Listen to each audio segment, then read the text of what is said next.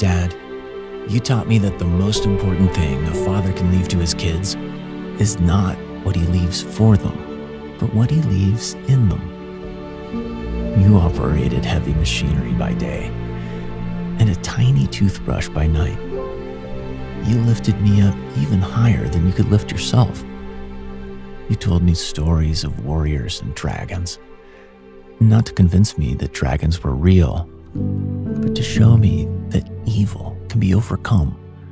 You mastered the art of carrying a sleeping child, fixing little toys, and making the perfect sandwich. You showed me that you don't have to have superpowers to be a superhero. You knew that there is no quality time without quantity time. You cleaned up my messes, impersonated my favorite animals, and wiped away my tears.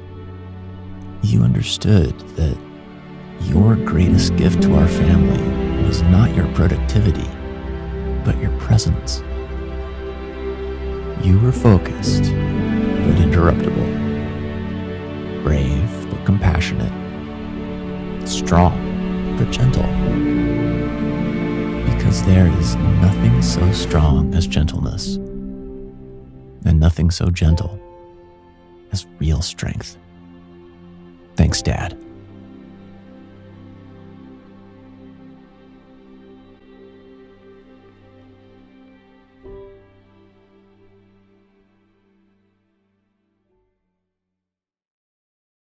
Hi, let me read this portion of scripture for you.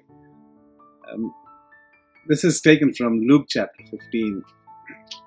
It says, while he was still a long way off, his father saw him and was moved with pity. He ran to the boy, clasped him in his arms and kissed him. Then his son said, Father, I have sinned against you, against heaven and against you. I no longer deserve to be called your son. But the father said to his servants, quick, bring out the best robe and put it on him. Put a ring on his finger and sandals on his feet. Bring the calf we have been fattening and kill it. We will celebrate by having a feast because this son of mine was dead and has come back to life. He was lost and is found. And they began to celebrate.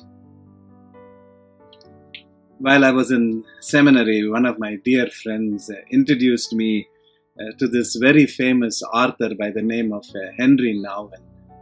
And he wrote this book on the return of the prodigal son.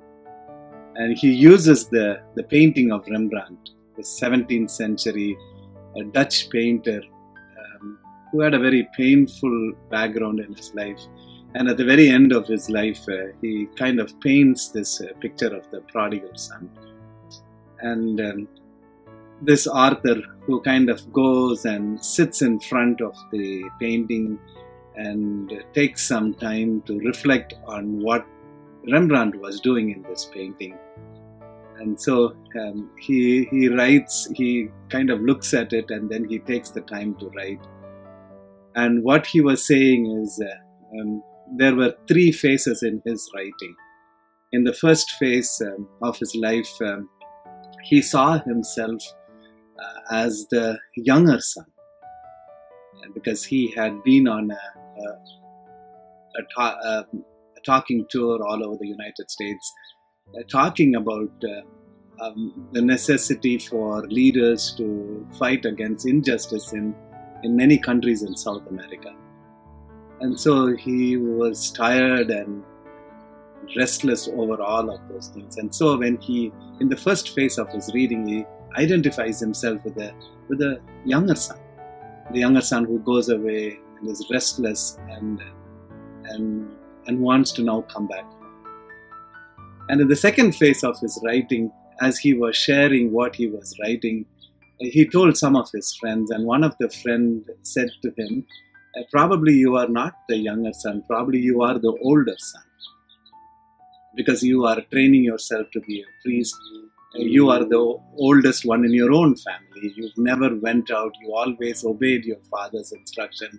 You kind of kept the rules in your home. And so he says, I identified myself with the older son. Then at the end of his writing, he says there was another person who kind of reminded him, it's not so much the story is told so that we can identify ourselves with the younger brother or with the older brother, but the story is a call for you and for me to be like the father. Look at the father. The son comes back home and he is ready to tell his rehearsed speech, but the father is not interested. He just embraces him, kind of kisses him, and tells his servants to bring the best robe, to put a ring, and then to say that we have to kill a fattened calf and rejoice, for the son has returned. And so the challenge that Henry Nouwen leaves for its readers is, it's not so much, oftentimes we read the story of the prodigal son and we identify ourselves with the younger son who has lost and gone back and is returning to the father's heart. And sometimes we might even identify ourselves with the older son, having kept all the rules and yet not able to enjoy the father's grace. But then that's not what he says. He says is our challenge is to identify ourselves with the father and to show this great compassion when the one who has hurt returns. And so this Sunday we celebrate Father's Day. And I tell you, for some it will be a very painful memory, because either they have lost their father or they cannot identify their father. And for some others, it's a great time to remember their fathers, or even to think of men in their lives who have played such an impact in their lives. And so this Sunday we will celebrate Father's Day. But most importantly, we will celebrate this compassionate God who invites us and teaches us to bask in His love. But most importantly, tells you and me to be this compassionate Father, to be the one to embrace those who will come to us. So this Sunday, Ashok Vedanayan will preach in our service, and I invite you to the Zoom service at 10 a.m. in the morning, and where we can celebrate not just fathers, but all the men in our homes, and especially see ourselves and put ourselves in that place and challenge ourselves to be this compassionate Father. Join us as we worship together. Thanks. Bye for now.